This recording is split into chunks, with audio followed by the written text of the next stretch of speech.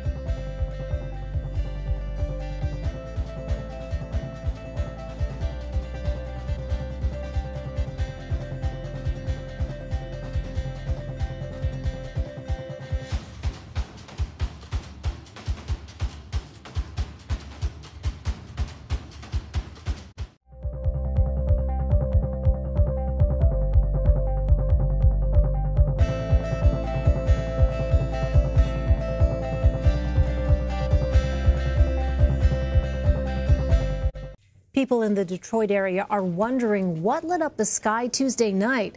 Social media blew up over a bright light overhead.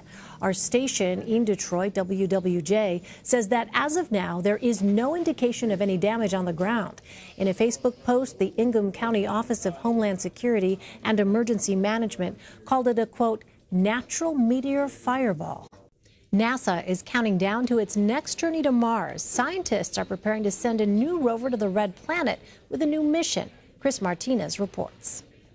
NASA's engineers are taking their Mars rover to a new level, building a next-generation explorer for a key mission. We are seeking signs of ancient life. Ken Williford is one of the lead scientists with Mars 2020. These are the actual pieces of flight hardware that will fly to Mars. This hardware will deliver a new rover to the Red Planet with major upgrades, like radar that can search for water beneath the planet's surface, and this drill designed to collect samples of solid Martian rock. This isn't here. So this is the abrading bit. Engineer Kyle Brown's team is running countless drilling tests on rocks gathered around the world that could be similar to what the rover might encounter. It's as close as you can get to the real thing. Exactly. The rover will drill the samples, then seal the rocks in labeled capsules, leaving them at various sites across the planet. This is our goal, a nice, intact, about 2-inch long. A compact core like this could reveal fossils or other signs of life from the planet's past. We expect to find rocks that were deposited billions of years ago, around the time when we think life was first beginning to emerge on Earth. Those rock samples could set up another critical mission called Mars Sample Return. NASA scientists hoping to one day collect them and remotely rocket them back home for closer inspection here on Earth. Chris Martinez, CBS News, Pasadena, California. How soon should children be given smartphones in today's technology-obsessed society? That's a question parents are being forced to answer as smartphones invade nearly every aspect of our lives. A recent article in the Wall Street Journal explores the impacts smartphones and social media can have on children and why it's so difficult to control kids' usage as tech companies compete for their attention. Dr. Jerry Bubrick is the Senior Director of the Anxiety Disorders Center and Director of the Obsessive-Compulsive Disorder Service at the Child Mind Institute, and he joins me now. Welcome, Doctor. Hi, thank you. So this is such a burning question, but give us a sense. What are some of the big concerns of parents when they're trying to decide whether to give their child a smartphone? Yeah, it's a great question, and there's so many questions to think about. You know, sometimes we think about, well, maybe at a certain age we should give our kids a phone. At 13, you should have a phone.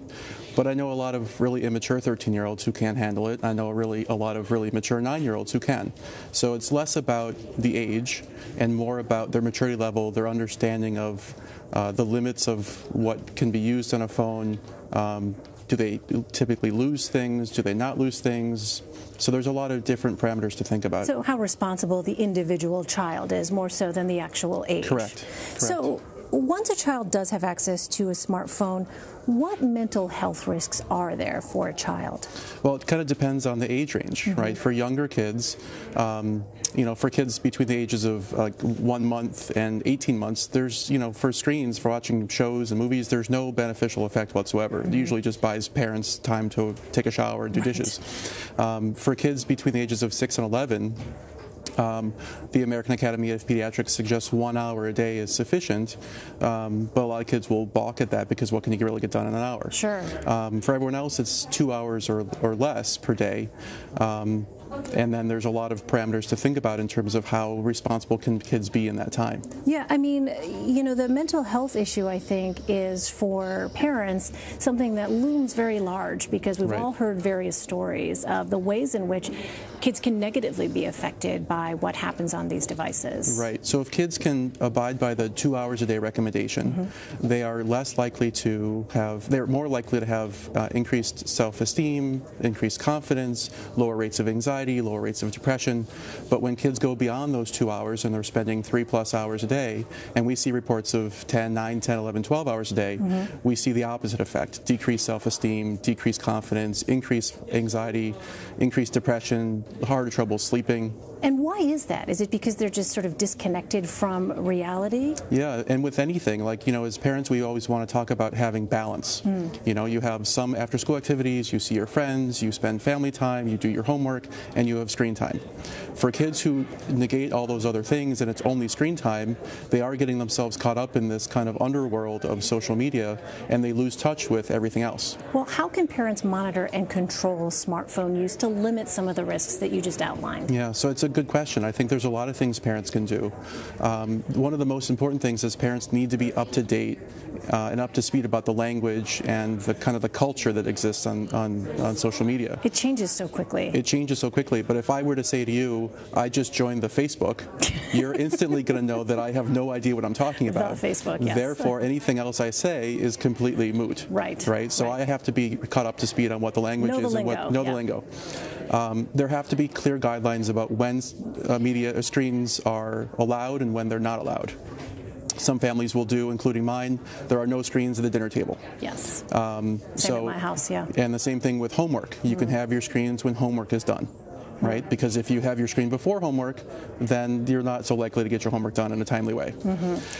So things like that, setting down some ground rules and allowing that child to understand these are the ways in which you will be allowed to access your phone. And we always encourage parents to have a conversation with kids that they will have access to their passwords so they can go on and monitor and make sure that what they're doing online is appropriate, because so many kids, especially teenagers, will be quick to impulsively act and impulsively respond to something, impulsively send a picture without thinking through the consequences. Sure. So parents really need to be able to monitor that and help teach. Right. I can only imagine, though, the rejoinder to that, which is, oh, you don't trust me, Mom? Trust is something that has to be earned. Right. Okay. It's a very dad and mom response.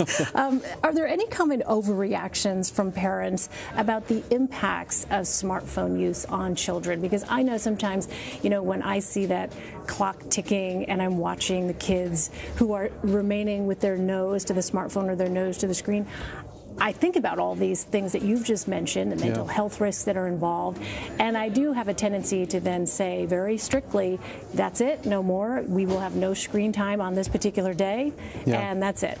Yeah, again, I think it speaks to balance. Yeah. I think if the kids are only spending social time on their screens, then they're missing out on that face-to-face, they're missing out on the real-life experiences, they're missing out on going to the movies because they're watching it on their phones. Sure. So I think as parents, we want to try to understand that kids need their screens. It's part of their social understanding and their social identity, but it only needs to be a part of that identity. It can't be everything. Such a complicated world we're living in. Dr. Jerry Bluebrick, thank you so much, Doctor. Thank you. We're back after a break. This is CBSN, always on.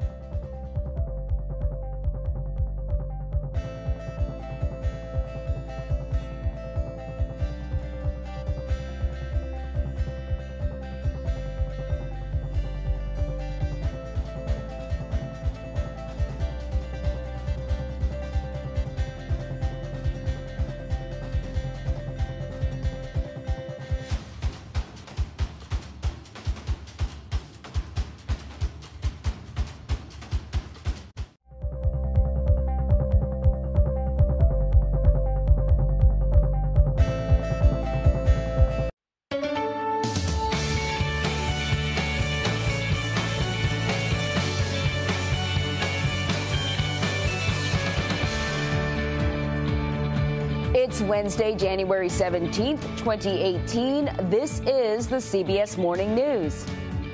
People from the south to the northeast are waking up to ice and snow. Slick roads are tricky to navigate in Texas. It's snowing in Louisiana, and in some places, wind chills are below zero. Republican House leadership unveils a funding plan to prevent a government shutdown, but do they have the votes to push the bill through? And Russia investigation showdown. Former White House chief strategist Steve Bannon will be back on Capitol Hill, and this time he could be forced to answer questions about his time at the White House. Good morning from the Studio 57 newsroom at CBS News headquarters in New York. Good to be with you. I'm Anne Marie Green. This morning, folks from the Gulf Coast to New England are being hit with a nasty wintry mix of snow, ice, and some very cold temperatures. There are freeze warnings posted from Texas to Alabama and winter weather advisories and warnings from Georgia to Maine. Snow fell through the day in Louisiana. It's part of a system that's moving into Georgia this morning. Schools are closed in Atlanta, where it's expected to feel like -2 today, and up to 1.5 inches of snow is expected. Roads are dangerous in Houston. The city was caked in ice following yesterday's severe weather. Schools there are closed for a second day in a row. And in Raleigh, North Carolina, 2 to 4 inches of snow expected today. Lauren Haviland of our Raleigh affiliate WNCN has more. Good morning. Good morning to you. Those 2 to 4 inches are coming to somewhat of a surprise to the folks here in Raleigh and beyond, because we just saw snow just 2 weeks ago, and to see snow again is quite amazing. So we are preparing here in North Carolina. The governor, Roy Cooper, has declared a state of an emergency. So that just means here, at least in North Carolina, that emergency responders and Department of Transportation crews are going to be able to move throughout the state to those areas from the mountains to here in central North Carolina that are expected to see as much as 5 inches of snow. Now, that snow has not began to fall just quite yet, but it is expected to fall later this morning. So crews have already brined the roads. They began that process just 2 days ago. They have laid down 1.7 million gallons of that brine mixture. So now the only thing left to do is snow. In Raleigh, I'm Lauren Haviland for CBS News. Lauren, thanks a lot. In Washington now, the political temperature is downright frosty. House conservatives are threatening to scuttle a plan by GOP leaders to prevent a government shutdown. John Schumo is here in New York and has more on that. John, good morning. Good morning, Anne-Marie. Will that frost thaw by Friday? We'll see. House Republican leadership did propose a short-term government funding bill last night, but House conservatives insist they have the votes to reject that plan. Now, that plan also does not include Democrats' demand to protect immigrants brought here illegally when they were children. With a deadline looming, the pressure is mounting. Lawmakers in Washington are working to strike a deal to avert a government shutdown. But with Friday's deadline approaching, the focus remains on finding common ground on immigration reform. The only one that can allow a government shutdown is Donald Trump. And I don't know why he would humiliate the United States, humiliate himself, humiliate his party by having a government shutdown. At issue, what to do about dreamers, immigrants who were brought to the United States illegally as children. Democrats are threatening to vote no on the budget without a deal on DACA protections. Complicating matters, President Trump's description of Haiti, El Salvador, and African nations as blank hole countries. Testifying before the Senate Judiciary Committee on Tuesday, the new Homeland Security Secretary, Kirstjen Nielsen, claimed she never heard Trump use the expression. What was that strong language? Let's see. Strong language, there was, apologies, I don't remember a specific word. New Jersey Democrat Cory Booker accused Nielsen of being an enabler. Your silence and your amnesia is complicity. DACA supporters held a sit-in at Iowa Senator Chuck Grassley's office on Tuesday. With emotions running high and a deadline looming, the White House insists the president is committed to fixing immigration. Now, Anne-Marie, the Justice Department has now stepped into this debate. Yesterday, it announced it will try to reverse a lower court's ruling that blocked President Trump's move to end DACA. It also plans to file an appeal with the Supreme Court. Anne-Marie? John Schumo here in New York. Thanks a lot, John. The president's doctor says Mr. Trump's overall health is excellent. The president, now 71 years old, had a physical last week. Navy Dr. Ronnie Jackson, who took care of Mr. Trump, said the president needs to lose some weight, but that the president did exceedingly well on a cognitive screening test Mr. Trump requested. He has absolutely no, cognitive or mental issues whatsoever, that he is very sharp. I think a reasonable goal over the next year or so is to lose 10 to 15 pounds. We talked about diet and exercise a lot. He's more enthusiastic about the diet part than the exercise part, but we're going to do both. Jackson said he believes Mr. Trump will remain fit for duty for the remainder of this term and another if he is reelected. Well, the House Intelligence Committee plans to call former White House Chief Strategist Steve Bannon for a second interview. Bannon appeared before the committee voluntarily yesterday, but refused to answer questions about his time working for the president. The committee is investigating Russian election interference. When Bannon wouldn't talk, the committee issued a subpoena. The New York Times reports Bannon has also been subpoenaed by special counsel Robert Mueller to testify before a federal grand jury. And a former CIA officer is under arrest, charged with illegally holding on to classified information. Jerry Chun-Shing Lee was arrested Monday at New York Kennedy Airport. He'll face charges in Alexandria, Virginia, where the CIA is located. Officials say he retained classified records, including the names and phone numbers of undercover agents. More victims are scheduled to testify today at the sentencing hearing of former Michigan sports doctor Larry Nassar.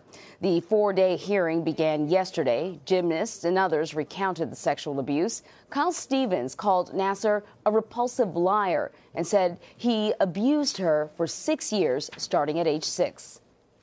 Without my knowledge or consent, I had engaged in my first sexual experience by kindergarten. You convinced my parents that you didn't pull my feet into your lap, unzip your pants, and rub your erect penis against my bare skin.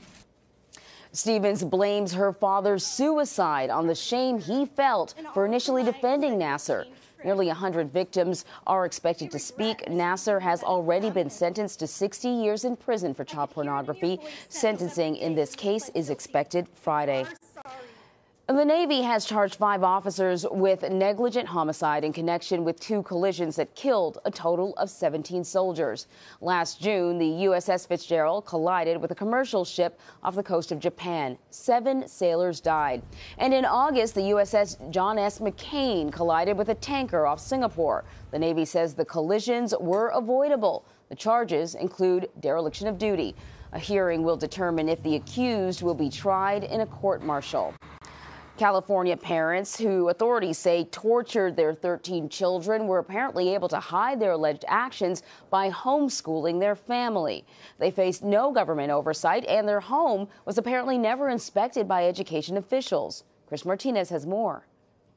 A neighbor's security video shows what appears to be David and Louise Turpin being led away in handcuffs from their Paris, California home Sunday. Investigators say the couple's 13 children were being held captive.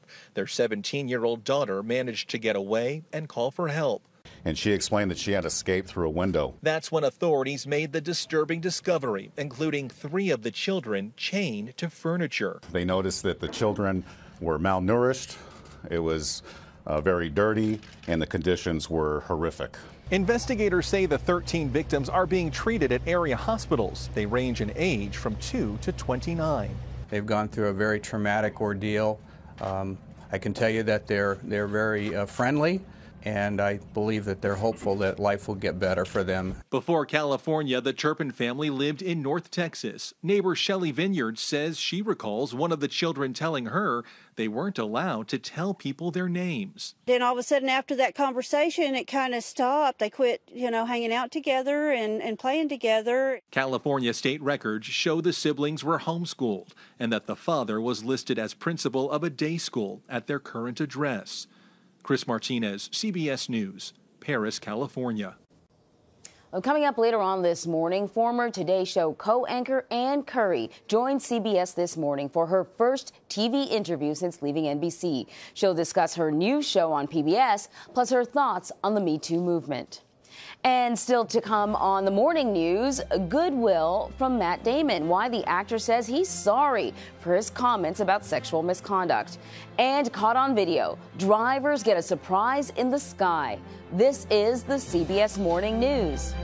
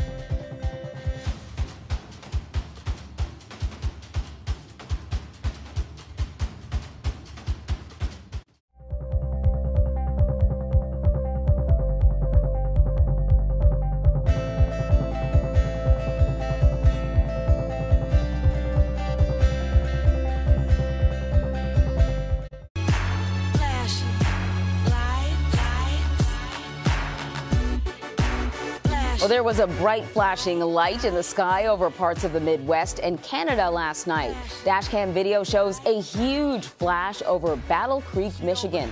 The National Weather Service says it was likely a meteor. Witnesses reported a bright flash and explosion that rattled homes throughout a wide area. Actor Matt Damon is apologizing and charges in a fraternity hazing death. Those are some of the headlines on the morning newsstand. The Tallahassee Democrat reports 9 men are facing hazing charges in the death of a Florida State University fraternity pledge. Authorities say 20-year-old Andrew Coffey died of alcohol poisoning in November after being found unresponsive. The night before, he attended a Pi Kappa Phi fraternity party that reportedly encouraged binge drinking. FSU later suspended its fraternities and sororities with no word on when they would be reinstated. The Las Vegas Review-Journal reports criminal charges could be filed in connection with October's shooting massacre. Stephen Paddock opened fire from his room at the Mandalay Bay Hotel, killing 58 people attending a concert. Paddock then killed himself. Officials did not say who could face charges or what the charges may be. Paddock's girlfriend has been questioned by the FBI. The Los Angeles Times reports actor Matt Damon says he wishes he had listened a lot more before weighing in on allegations of sexual misconduct in the entertainment industry. Damon was criticized last month after saying there were different degrees of sexual misconduct. He said some men deserve forgiveness and some deserve severe penalties. Damon apologized yesterday and said he should close his mouth for a while. The Hill says the Trump administration is withholding $65 million in funding to the UN responsible for helping Palestinian refugees. The State Department says it will still provide $60 million to prevent it from shutting down. The administration says future funding depends on whether the agency makes changes to how it is managed. It also said it expects other countries to provide more funding.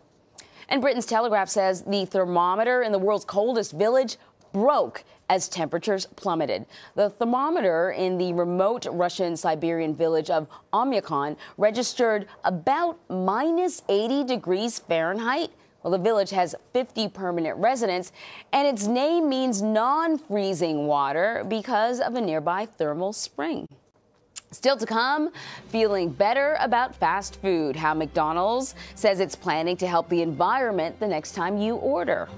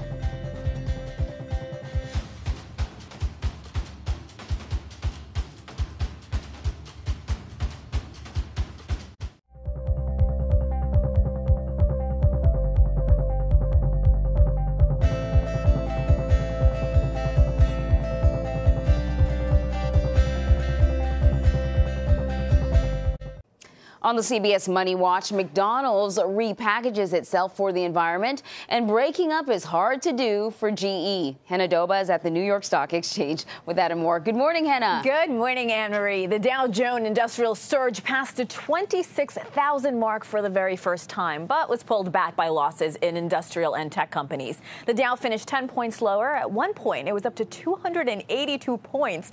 The S&P lost 9 points, and the NASDAQ finished 37 points lower. General Electric stock lost 3% of its value after GE reported a $6.2 billion charge related to its insurance portfolio. That ignited talk that GE is considering breaking up. GEO's CEO John Flannery said GE is looking aggressively at spinning off pieces of the company. He calls it an examination of options. GE is already eliminating thousands of jobs and cutting $3.5 billion in costs. The Swiss candy maker Nestle is selling its U.S. candy business to Italy's Ferrero for about $3 billion. Ferrero, the maker of Nutella, will take over 20 Nestle brands, including Butterfinger, Baby Ruth, and Crunch Bars. Nestle manages over 2,000 brands around the world, including Gerber Baby Food, Purina Cat Chow, and Nescafe. McDonald's wants to go totally green. It wants to have 100% of its customer packaging coming from renewable, recyclable, or certified sources by 2025. It also wants to have recycling available in all its restaurants. Currently, half of McDonald's packaging comes from sustainable sources. Anne-Marie. Sounds like a good idea when you consider what good business McDonald's does, how much they sell. That could really make a difference. Henna Doba here in New York. Thank you so much, Henna. Still ahead, high-flying action, the drastic measure a father took in order to find his missing son.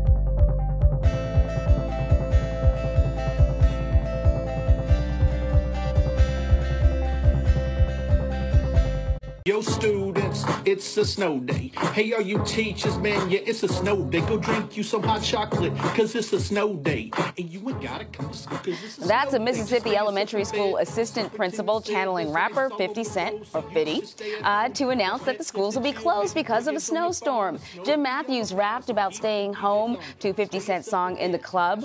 Schools are also closed today. The video has received more than 500,000 views on Facebook.